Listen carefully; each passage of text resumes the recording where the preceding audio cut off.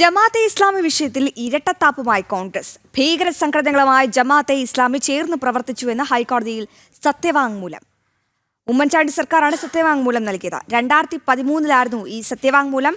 PFI, DHRM എന്നീ ഭീകര സംഘടനകളുമായി ചേർന്ന് ജമാഅത്തെ ഇസ്ലാമി പ്രവർത്തിച്ചുവെന്നാണ് ഈ സത്യവാങ്മൂലത്തിൽ പറയുന്ന പ്രധാനപ്പെട്ട കാര്യം.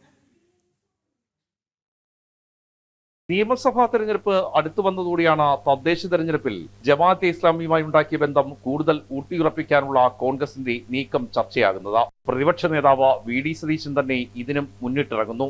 ജമാഅത്തെ ഇസ്ലാമിയെ വെള്ളപൂശി തീവ്ര മുസ്ലിം വോട്ടുകൾ ഉറപ്പിക്കാനാണ് VD സതീശന്റെ ഇപ്പോഴത്തെ നീക്കം. എന്നാൽ ഇതേ ജമാഅത്തെ ഇസ്ലാമി ഭീകര സംഘടനകളുമായി ചേർന്ന് പ്രവർത്തിച്ചെന്ന് ഹൈക്കോടതിയിൽ സത്യവാങ്മൂലം നൽകിയത് കോൺഗ്രസ് സർക്കാരാണ്. ഉമ്മൻചാണ്ടി മുഖ്യമന്ത്രിയും തിരുവഞ്ചൂർ ആഭ്യന്തരമന്ത്രിയുമായിരിക്കെ 2013 സത്യവാങ്മൂലം.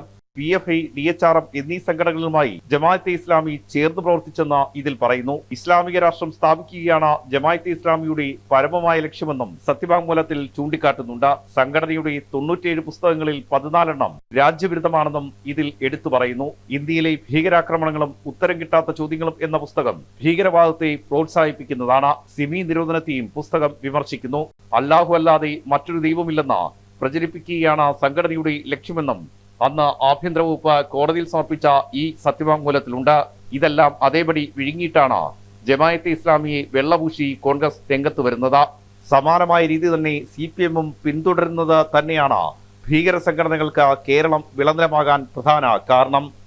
R. രാജീവ്, ജനം, തിരുവനന്തപുരം.